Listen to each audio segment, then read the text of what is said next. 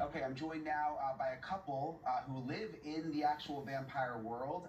Maven Lore is a fangsmith, that's what you call it, who designs and sells fangs, and a member of the New Orleans Vampire Court. And Pixie Cat lives her life as Fae or Fairy, and is the Pixie Princess of the Vampire Court of New Orleans.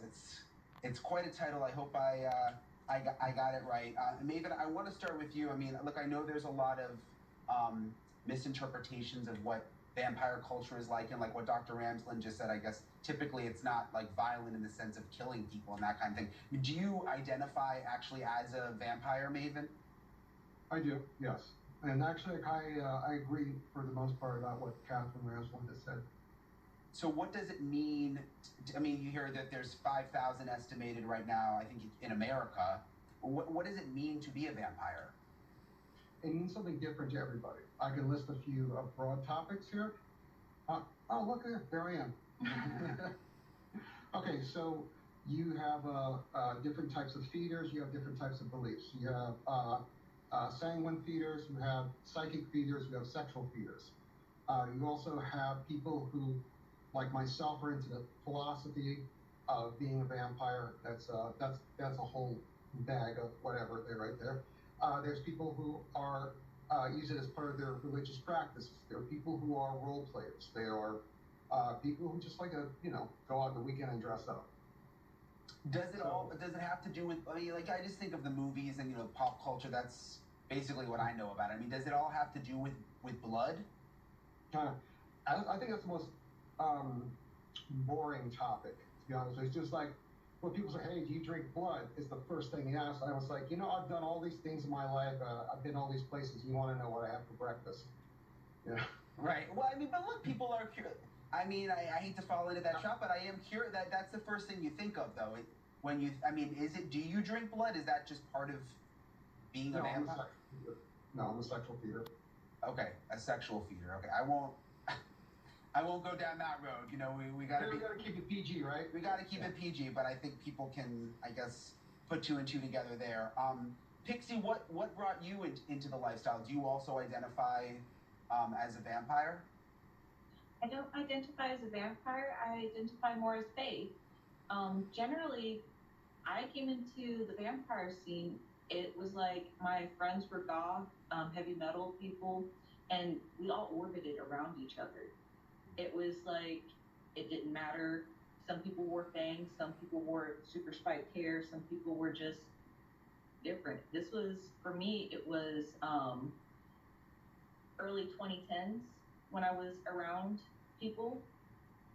Um, from what I understand, it was like, it's interesting because I never actually asked any of my vampire friends if they drank blood. I would ask. Because you knew better. No, I would ask, how did you get your fangs? That was my. I've had people. Yeah. So you actually make the fangs, Maven, right? I mean, that's what you. Is that what you do for a living? That's right. I'm a fangsmith. And how do you do it? I take a mold of someone's teeth. I use real dental acrylic. I pop the mold off, shave it down, polish it, and pretty much that's it. I mean, that's the basic gist of it. So what do you make of, I mean, for both of you, what do you make, there's this Netflix doc coming out. There's obviously something went down in Dayton, Ohio with the man losing his life, and there was the goth club. What do you make? I mean, have you guys done any research into it? Is this something that yeah, what do you think? My reaction is, here we go again. So I was around when the whole Rod Farrell thing happened. Are you familiar with that? Yeah. Yeah. Rod Farrell was someone who had become obsessed with vampire role playing and then brought it into real life and then became a murderer. I honestly feel like a lot of times when these things happen, that the spooky crowd gets the rap for it. And in my personal opinion, I think these people are closet psychos and they attach themselves to something that they think fits their MO. So I can't personally speak about what happened in Ohio, but I can tell you that is not my the violence that ensued is nothing that I am used to. I mean, I see a lot of argument online, but no, I've no never actually violence. heard anyone beheading someone during a Yeah. ritual unless it was more pagan roots. Yeah, and don't get me wrong, I've interacted with at least 3 cults.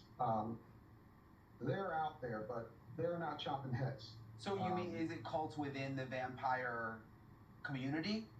In, Oh, yes. in and around. There's some cults that actually sort of like are on the fringe ends of it, but not directly inside it. Is there anything that you've heard of them doing or that either of you have witnessed that's made you uncomfortable? Yeah, I've been targeted by 3 cults so far. So yeah, it was and her. Yeah. So yeah, so she was there right there with me. I used to be part of one of these cults, and I didn't realize I was in a cult. Mm. Someone pointed it out to me, and I immediately left. And that cult is still trying to destroy me financially and socially, and it's been over a decade. Listen, it's a fascinating conversation. I mean, like I said, I went to the vampire bar in New Orleans with my dad because it's kind of like the cool thing to do there. You know, you get the secret passcode. We had a drink, but I had no idea. Sorry, what were you gonna say? You went to Potions? Is that what you're talking about? Potions, yeah, up on the 2nd floor. Yeah, it was cool, but I didn't realize that that there was real like vampires out there and that there was this whole culture. So it's really interesting. I really appreciate you both coming on and explaining it to us, and thanks so much. No problem. Thank you. All right, you never know what you're gonna talk about on this show at 10 o'clock at night, but it's